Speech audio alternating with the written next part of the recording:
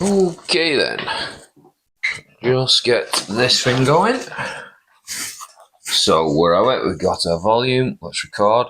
Okay, so I'm flying solo this week. So I thought I'd do one, first off, talking about kinetic therapy.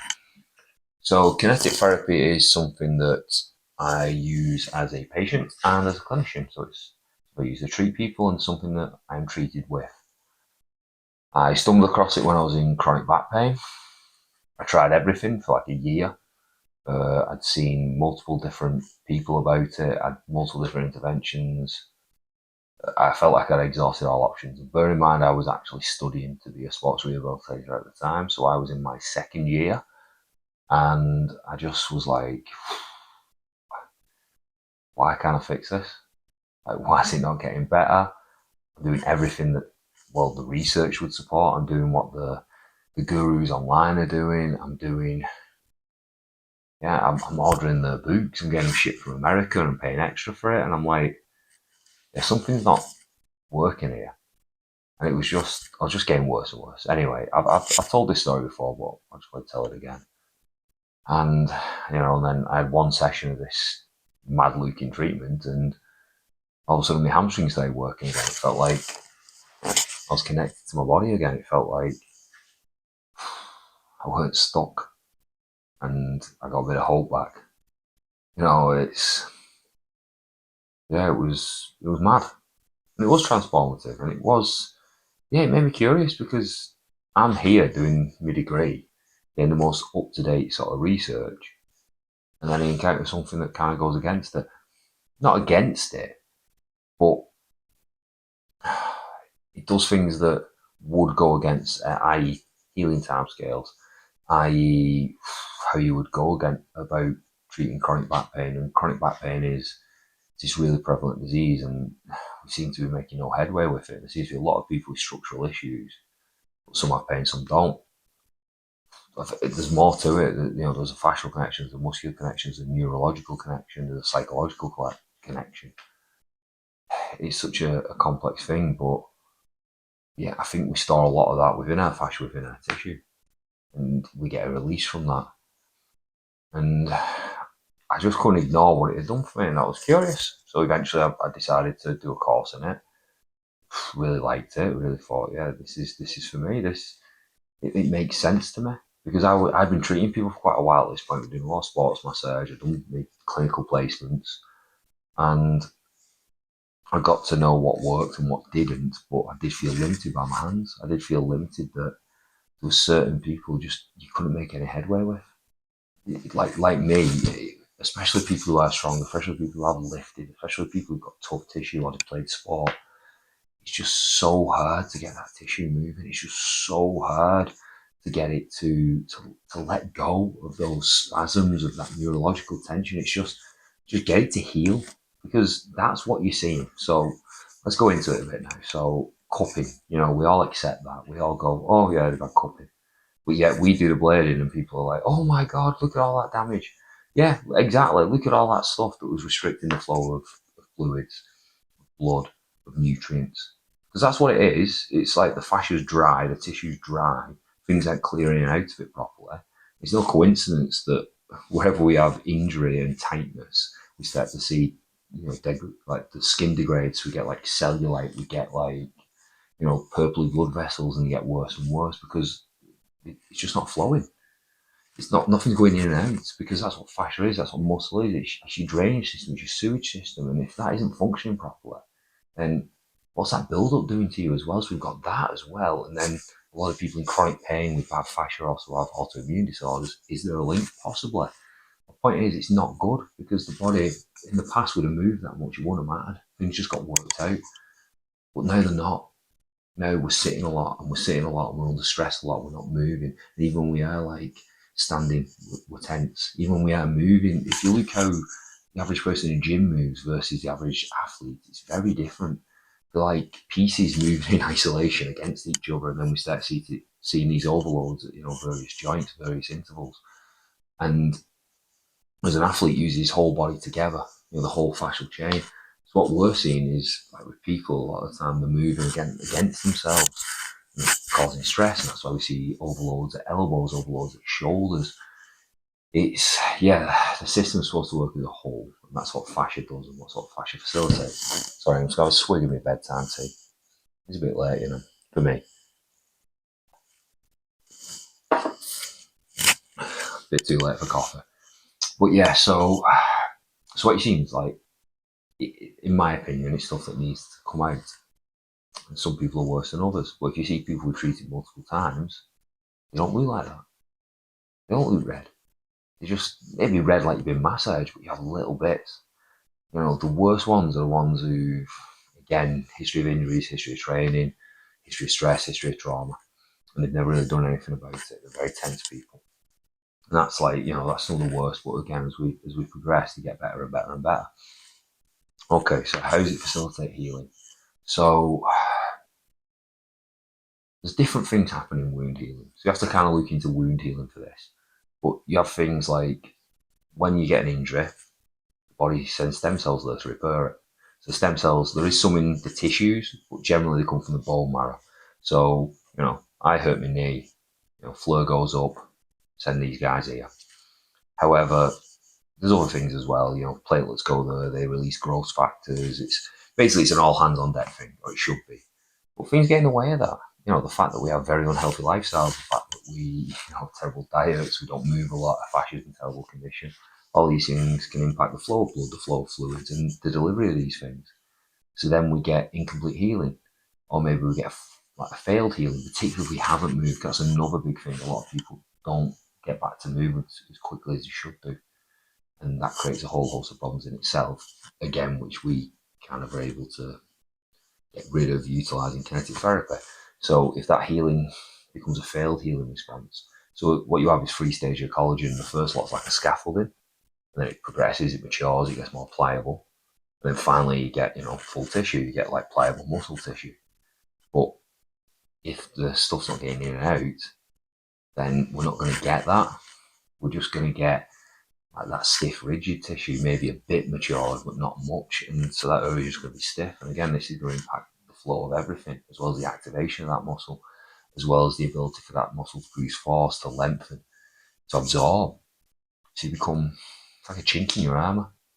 And if you're full of them, that's a problem, isn't it? So there's things you can do. You can stretch, you can do self-release, you can do like yoga, you can body temper. There's things you can do, and I've done a lot of that stuff. But again, I was doing all that stuff, and I was also having deep tissue work done and other interventions like ultrasound and stuff and red light. But you just couldn't get through that tension. The bear could.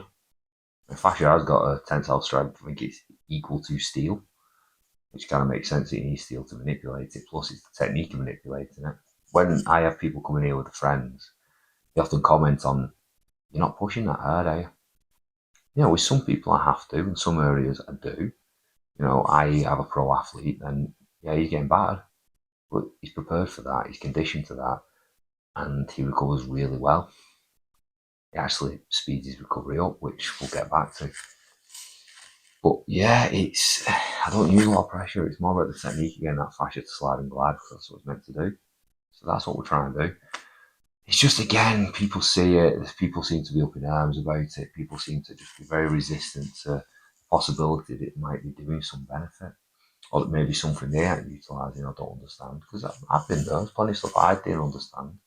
I'm working in a CrossFit gym now, I didn't understand that. You know, maybe I was intimidated by it, who knows, but the more I'm around it, the more I'm like, something to this. Not all for me, but nothing is. I'm a guy who likes a bit of everything, but definitely misunderstood it. And there's a lot of lessons in it as well. And I guess that's what I'm trying to get across. It's like, so we go back to wound healing, all these things happen, but then there's lots of things can impair it. So we hit it in a two-pronged approach. So we create the conditions for healing to take place. So we remove the restrictions, we open up the area. So we can get blood flowing, we can get nutrients delivered, and, you know, things for repair, as well as remove the debris. So that's what happens in wound healing. But we're also kind of, well, I always said about we send that flare up when we get injured. Well, we create like, it looks worse than it is. You know, it heals within a matter of days on most people. Some people I've seen like the next day and it's gone. and they look really bad. Obviously, it depends on health, it depends on diet, it depends on everything. It depends on how many treatments you had. But generally, it's not that bad. But it's like we amplify that flare and we go, here, you need to get all hands on deck here. And it's all clear out as well, so they can do. It's almost like we stimulate an overreaction within that area and it supercharges healing, which is a bold claim, but I see it. I've seen it multiple times. I've seen it in myself and I've seen it in others. Now, it doesn't work immediately for everything, but in muscular injuries, I've done like strength testing with people. And I've seen immediate improvements after treatment. And then I've seen the healing time scale like be half of what it should be. I've treated a pro athlete multiple times in a week sometimes, so like up to a couple of times when they've had a really busy schedule. It only helped the performance. And this, this particular guy, he knows his body really well, and he will go this bit, this bit. He knows where it's tight, he knows where it's overworked, because that's how in touch with his body he is. And he's like, we're tagged in healing, we're supercharging those areas. And we'd see the muscle grow, we'd see it develop, we'd see it, yeah, it'd get more pliable and loose, but it would grow. I remember once we did this guy's calf, and he had a leg break as well on this leg and the plate. We did his calf, and then he's like, "You're gonna have to do me off one. Look at it." And he's like just ballooned up because he'd finally been able to work properly. Yeah, it's powerful, and like again, you'll all have seen the work I do with Daniel. It was like Daniel, he was so limited in his capacity for movement. Now, yes, he's got a long way to go, but I, where he was when I met him, I was like, wow, how are we getting anywhere? How are we getting out of this? And I was determined to try my best and to do it. But when I first got, I was like, oh my god, like I need the help, but man, am I the person for it? I still question that all the time. But I was able to get these muscles to heal, start firing again, start cooperating again, and from there we were able to piece together movement patterns. That never would have happened without kinetic therapy. That never would have happened because this spasm was so tight and the body was just so closed off. No matter stretching, no matter massage, maybe over years, maybe. But the first thing was opening that body up, and then I was able to come in with the other knowledge and the exercise and the movements and the stuff I'm working on all the time, and complement it. And still, when we hit a sticking point, well, the first thing is kinetic therapy. It's multi-round England. It's open that body up. And I'm talking about two people that are at different ends of the spectrum who've benefited from it. It's not for everyone. I get that. I get it. That's fine. But I'm just, it's doing things that, yeah, that I look at it and go, wow. When I have it done, I'm still amazed at how good I feel. I'm still amazed at how much better my body moves after it. And then watching the development and the growth of my body as well. I mean, I use it on my abs and everything. It's fantastic. And again, I know the guy selling it you is gonna shake dead good, but if you know me, yeah, if you don't believe in it, and believe me, when I've seen criticism, my first knee-jerk reaction is always to go, am I wrong? That's how I always am with everything. So believe me, I have had those conversations with myself. I have had those thoughts, and I have, researched more, but I keep coming back to the same conclusion that it's a net positive. It's helping so many people who otherwise would not have been helped because everything else was failing them like it was for me. And I meet people who are 3, 4, 5 years along where I was. It's even worse. And these people whose fucking lives have been robbed. Pain. And they just didn't need to be. That's why I do it. And that's why I believe in it. So the two claims I'm making, I think it speeds up healing. Again, even things like tendon issues. Granted, if you come up with a tendon issue, whether it be shoulder, elbow, it's going to take a little bit because tendons just take longer to heal. They do. They just take longer to heal. They're a more complex structure. They don't have as much blood flowing going to them. Like muscle tissue heals pretty easily, relatively. But tendons are a whole other story, particularly when they're overloaded and they still need loads to keep them progressing. But again, even with that, even in chronic tendinopathy of the elbow, it might take me a few weeks to get progress and a few sessions, but I've cleared up a lot now. You just, again, it's just something you've got to do. You've got to have a few sessions. I've seen people improve frozen shoulders in one.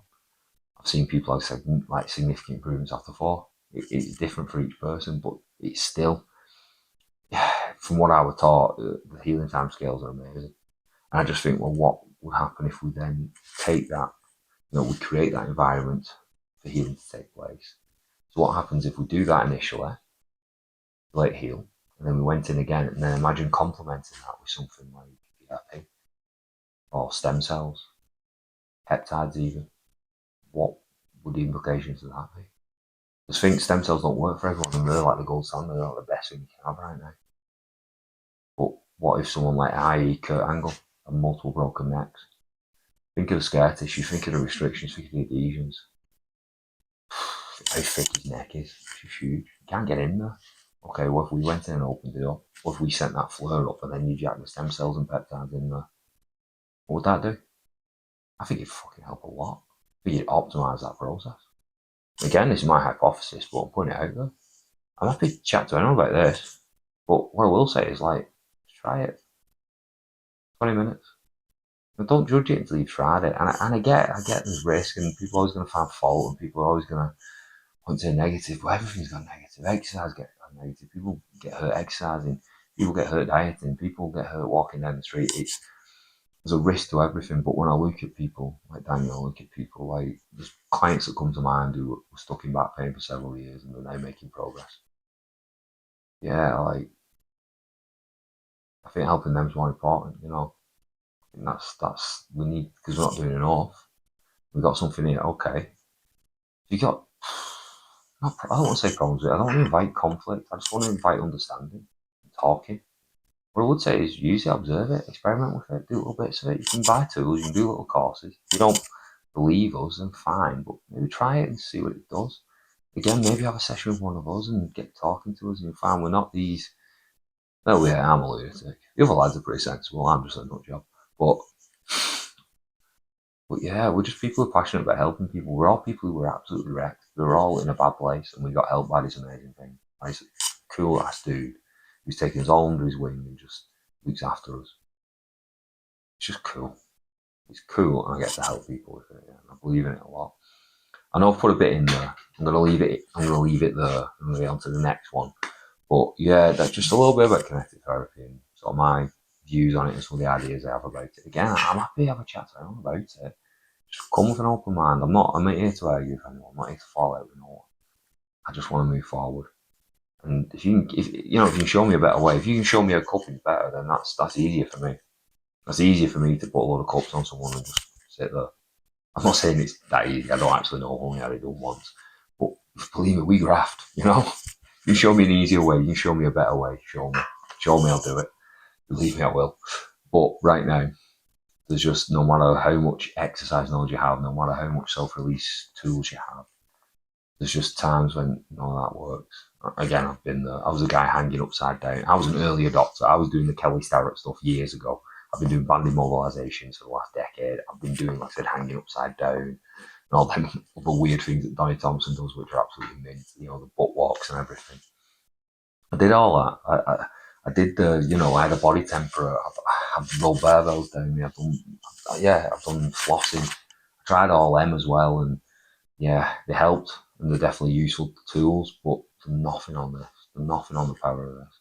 And again, my feeling is it speeds up healing. I get optimised it, and I think it might actually speed it up as well. I really do. I think we need to study it. I think we can then use it in a targeted manner. I think we can get even more efficient with it, particularly if you combine it with other therapies as well, and the correct diet and activity protocol, because I think that's where there's some more money to be made. Like, in terms of, I don't mean money financially, I just mean, well, I suppose there is, but I mean gains, optimizing recovery and performance and getting people back to health. I think that's the bit I'm trying to get better at and trying to understand more. How can I take what I do and complement it more? Again, I'll leave it there. Hope this has been informative.